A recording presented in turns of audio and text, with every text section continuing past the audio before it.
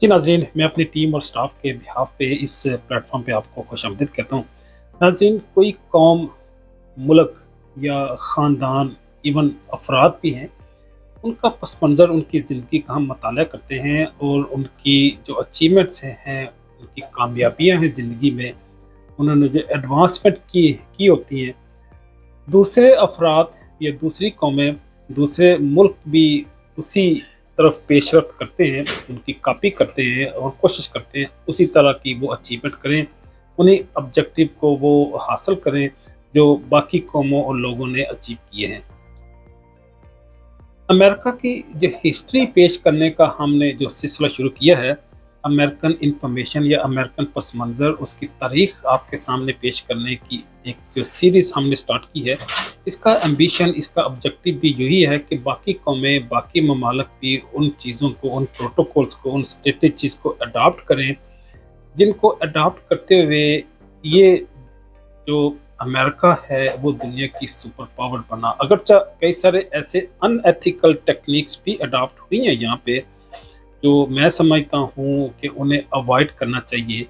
उन्हें उस स्ट्रेटजीज़ को, उन तरीक़ेकार को, उन हिकमत अमली को अडॉप्ट नहीं करना चाहिए, लेकिन पॉजिटिव मैनर में, अच्छे अंदाज में, सही तरीक़ेकार के तहत आगे बढ़ के मुल्क, कौम और ख़ानदानों के मफाद के लिए काम करना चाहिए।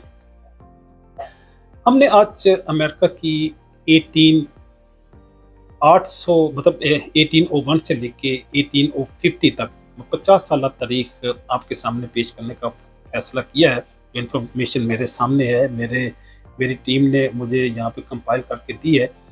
तो उसमें हम जो मेजर इंसिडेंट्स हुए इस 50 साल के दौरान, 19वीं सदी के जो फर्स्ट हाफ सेंचुरी है, वहाँ पे वो आपके सामने हम पेश करेंगे। हम देखते हैं कि 1801 से लेके 1805 तक एक जंग होती है जिसे ट्रिपोली वार कहते हैं या ट्राइपोली वार कहते हैं। ये ट्रिपोली एक सिटी है लीबिया का, वहाँ पे जंग होती है। वहाँ पे लोकल जो अदर कंट्रीज़ की एक कांग्रीगेशन है, उनकी जो यूनियन है, उनके अगेंस्ट। वो यूनियन कौन से कंट्रीज़ की है? उसमें लीबिया है, मोरक्को है, ट्यूनिस है और बारबरे एक कौम है, वो भी वहाँ पे इन्वॉल्व है। इसीलिए इसको वार ऑफ बारबरे के नाम से भी हम याद करते हैं। यूएस अपनी पूरी फोर्सेस को यहाँ पे डिप्लॉय करता है। वो रिफ्यूज़ करते हैं कि हम वो टैक्सेस और वो एट्रीब्यूशन नहीं देंगे, वो एट्रीब्यूट नहीं देंगे जो ये इम्पोज करते हैं। और एक राहदारी की शक्ल में मेडिटेरेनियन ओशन में जो शिप्स मूव करती हैं, वो पे करती हैं, वो उन्होंने रिफ्यूज़ कर दिया और एक जंग की सूरत बर्पा हो गई जो 5 साल तक वहाँ पे रही और अमेरिकन फोर्सेस ने इवेंचुअली वहाँ पे कामयाबी हासिल की। फिर हम देखते हैं कि 1840 में जो फ्रांसिस स्कॉट की है, एक शायर है, अगरचे नया शायर था और वकील था, उसने एक नज़म लिखी स्टार स्पैंक बैनर के नाम से। उसने एक नज़म लिखी जो आगे चलते हुए अमेरिका का नेशनल एंथम बना। एक हादसा हुआ, वो क्योंकि लॉयर था और वो बाल्टीमोर में गया। बाल्टीमोर वाशिंगटन जो 2 जुड़वां शहर हैं यूएस के। सुप्रीम कोर्ट में किसी मुकदमे के सिलसिले में जब पेश हुआ तो मीनवाइल अमेरिकन जो यूके की फोर्सेस है, ब्रिटिश ट्रुप्स हैं, उन्होंने अटैक कर दिया। जब उन्होंने अटैक कर दिया तो फोर्ट मैकहेनरी पे जब उन्होंने अटैक किया, उस दौर में ऐसे लेज़र गाइडेड मिसाइल तो नहीं होते थे कि जो उन्होंने एक पर्टिकुलर टारगेट पे जाके मारने थे। तो वो अमेरिकन फ्लैग्स को उन्होंने जो फोर्ट के टॉप पे, फोर्ट मैकहेनरी पे लगा हुआ था, उसको उन्होंने हिट करना था। वो दाएं बाएं तो लगते रहे लेकिन उस फ्लैग को नहीं लगा। फ्लैग अगरचे जल तो गया लेकिन पूरी तरह से गिरा नहीं। उसने ये, क्योंकि फ्लैग को बड़ी वैल्यू देते हैं, बल्कि दुनिया की हर कौम ही अपने झंडे को बड़ी इज्जत और एहतराम देती है, तो अमेरिकन भी इनका बड़ा एहतराम करते थे। उसको बड़ी तकलीफ हुई। तकरीबन 25 घंटे की मसलसल बमबारी के बाद जब सुबह का सूरज तलू हुआ, जब बारूद के बादल छट गए, तो उसको अपना फटा हुआ झंडा नज़र आया और उसने वहाँ पे स्टार स्पैंगल बैनर के नाम से एक नज़म लिखी। उसको भी नहीं पता था, ये फ्रांसिस स्कॉट की को भी इस चीज़ का अंदाज़ा नहीं था कि उसकी ये नज़म आगे चल के अमेरिका के कौमी तराने के या नेशनल एंथम की शक्ल अख्तियार कर लेगी। फिर हम देखते हैं कि 1819 में स्पेन वो गिव अप करता है फ्लोरिडा को, क्योंकि स्पेन और फ्लोरिडा के दरमियान एक बड़ा समंदर हायल है। एक इंतज़ामी नुक्ता नज़र से, एडमिनिस्ट्रेटिव पॉइंट ऑफ व्यू से उनके लिए आसान नहीं था कि फ्लोरिडा के रहने वाले लोगों की सेहत का, एजुकेशन का, कंस्ट्रक्शन का, बाकी चीज़ों का वो ख्याल कर सके। तो इसलिए उन्होंने अमेरिका को सेल कर दिया। अमेरिका ने $5 मिलियन देने का वादा किया, अगरचा वो बाद में वादा वफा नहीं किया, बाकी कई सारे वादों की तरह। तो लेकिन बहरहाल अमेरिका ने फ्लोरिडा पे अपनी जो ऑक्यूपेशन है वो एक्सटेंड कर ली। फिर 1820 में मिजूरी कंप्रोमाइज एक्ट पास होता है। वो ये प्रॉमिस करते हैं कि इस स्टेट के अंदर, मिसूरी में, फर्दर स्लेवरी नहीं होगी, वहाँ पे इक्वालिटी होगी और वहाँ पे फर्दर स्लेवरी मीन गुलामी नहीं होगी। फिर 1823 में एक एक्ट पास होता है जिसे मैनरो डॉक्ट्रिन एक्ट के नाम से याद किया जाता है। अगरचा और भी कई सारे एक्ट पास होते हैं, लेकिन ये बड़ा इम्पोर्टेंट एक्ट है और पर्टिकुलर इसके 3 जो पॉइंट्स हैं वो ज़्यादा इम्पोर्टेंट है। पहला पॉइंट ये है कि वहाँ पे फर्दर कोई कॉलोनी एस्टेब्लिश नहीं होगी। जो अमेरिका के अंदर यूरोपियन कॉलोनी कोई फर्दर एस्टेब्लिश नहीं होगी। जितनी कॉलोनियाँ बन गई हैं इतनी ही कॉलोनी रहेगी। इसके बाद क्योंकि अमेरिका ने, यूनाइटेड स्टेट ने अपनी एक सियासी कुव्वत पैदा करनी थी, अपने आप को ही स्ट्रांग करना था, तो इसलिए उन्होंने बैकन पे फ्रेंच का, स्पेनिश का, ब्रिटिश का दरवाज़ा बंद कर दिया कि वो फर्दर अपनी एक्सपेंशन नॉर्थ अमेरिका में नहीं कर सकेंगे। दूसरा पॉइंट ये था कि जितनी एग्जिस्टिंग कॉलोनीज हैं उनको रिकॉग्नाइज किया जाएगा और उनको एस्टेब्लिश किया जाएगा, उन्हीं में ही एडवांसमेंट की जाएगी। तीसरा उनका पॉइंट था कि यूरोपियन के जो अपने इंटरनल कन्फ्लिक्शन हैं उसमें यूएसए कोई रोल प्ले नहीं करेगा। पॉजिटिव रोल तो प्ले कर सकते हैं, लेकिन उनकी वार में, उनकी फाइटिंग में, उनकी जंगों में यूएसए कोई पार्टिसिपेशन नहीं करेगा।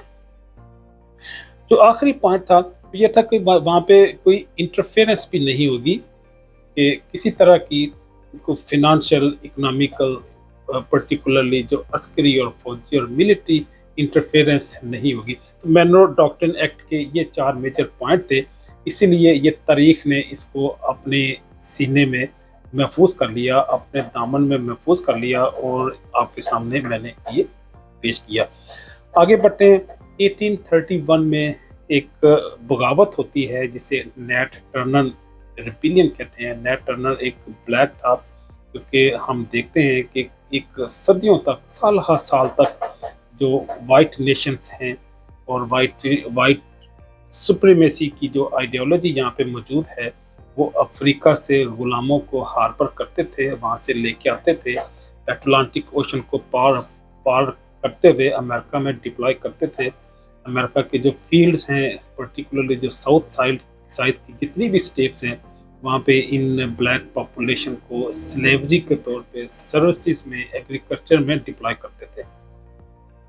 वो चाहे जॉर्जिया हो, फ्लोरिडा हो, ओरिगोन हो, ओक्लाहोमा है, फिर कोलोराडो है, फिर न्यू मैक्सिको है, टेक्सास है, कैलिफोर्निया, इन सारी स्टेट्स में जो स्लेव थे, अफ्रीकन ब्लैक गुलाम थे, वो काम करते थे।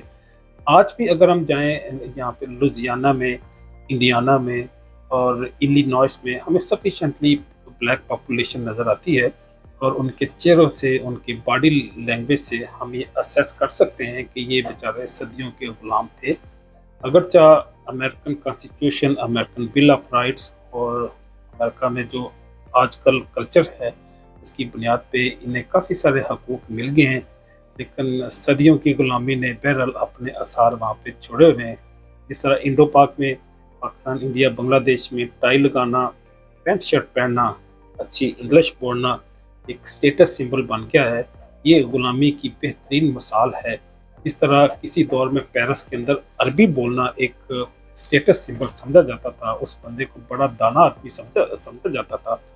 जो पेरिस में, फ्रैंकफर्ट में, जो और यूरोपियन कंट्रीज में अरबी बोलता था, क्योंकि अरब को और तुर्कों को फौजी और सियासी तसल्लुत था। इस वजह से इन लोगों को, इन कौमों को, इस ज़बान को एक फजीलत हासिल थी पूरी दुनिया में। जिस तरह आज इंग्लिश को और भी लैंग्वेजेस हैं, वो चाहे फ्रेंच हो, इटालियन हो, इनको भी लोग लर्न करने की कोशिश करते हैं, लेकिन इनका उस तरह की वो डिस्क्रिमिनेशन नहीं है, उस तरह की वैल्यू नहीं है कि जिस तरह की इंग्लिश को एज इंटरनेशनल लैंग्वेज एक्सेप्ट किया गया है। फिर हम देखते हैं कि 1831 में नेट टर्नर रिबेलियन होती है। ये क्योंकि एक ब्लैक मैन था वर्जीनिया का, इसने जो कालों को, ब्लैक काला किसी को कहना ये किसी की डिस्ग्रेस नहीं है, लेकिन ये क्योंकि उनके हकूक़ के लिए इसने आवाज़ उठाई, जिसने जंग की शक्ल अख्तियार की। और जब जंग हुई तो अप्रोक्सीमेटली जो 55 लोग थे वाइट पीपल वो मारे गए, और 120 जो ब्लैक पीपल थे वो मारे गए। और इस जंग ने बहरहाल ये एक निशान छोड़ दिया कि अब शायद मज़ीद इस मुल्क, इस धरती के लिए जो ब्लैक अफ्रीकन लोग हैं उन्हें गुलाम रखना मुमकिन नहीं है। और इसी तरीक़ ने आगे जाके सिविल वार की शक्ल अख्तियार की। फिर हम देखते हैं कि 1832 में एक साल के बाद ही एक और जंग अमेरिका में बर्पा होती है। उसके हम ब्लैक हॉक वार के नाम से याद करते हैं। ब्लैक हॉक भी एक लोकल ट्राइब का चीफ था मिसिसिपी रिवर के पास। इसने अपनी फोर्सेस को डिप्लॉय किया इलिनॉइस में। 65 ईयर इसकी एज थी। एक तरफ तकरीबन 1000 लोग थे, उसमें 500 जंगजू थे, बाकी खातीन और बच्चे थे। और दूसरी तरफ यूएसए की 7000 की फोर्सेस थी, 7000 सोल्जर थे, जिन्होंने इवेंचुअली आपस में उनकी फाइट हुई। और जब फाइट हुई तो तकरीबन 500 लोग मारे गए जो लोकल थे, और 70 के करीब अमेरिकन सोल्जर वहाँ पे कत्ल हुए, वहाँ पे मरे। लेकिन ये इस बगावत ने भी दूसरा ये पैगाम दिया कि अब शायद अमेरिका के अंदर जो ब्लैक पीपल्स हैं उनको मज़ीद ग़ुलाम रखना मुमकिन नहीं है। और इसी तरीक़ ने आगे जाके एक आज़ादी की तहरीक की शक्ल अख्तियार की 1861 to 65।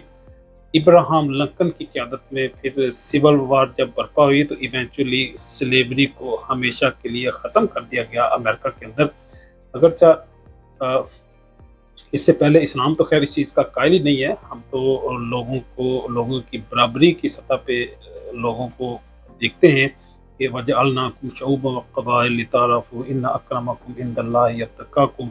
इससे पहले अल्लाह पाक ने हमें बता दिया कि इन्ना खलक़नाकुम मिन ज़करिन व उन्सा, कि हमने इंसान को एक औरत और एक मर्द से तख्लीक किया। और जो कबाइल हैं वो तारफ़ की हद तक तो ठीक हैं, लेकिन अल्लाह के करीब अगर किसी को फजीलत है तो वो उसका तक़वा है। गोया ये एक 50 साल की तारीख़ आपके सामने पेश करने की कोशिश की। और जो अमेरिका को क्योंकि हम इसलिए स्टडी करते हैं कि हम इसकी जो अचीवमेंट्स हैं, जो अच्छी बातें हैं, वहाँ पे हम कुछ सबक हासिल करें। अदरवाइज़ कतन किसी भी सतह पे हम किसी से इतनी जल्दी मरूब नहीं होना चाहिए। चल चाहूँगा। अल्लाह हाफिज़।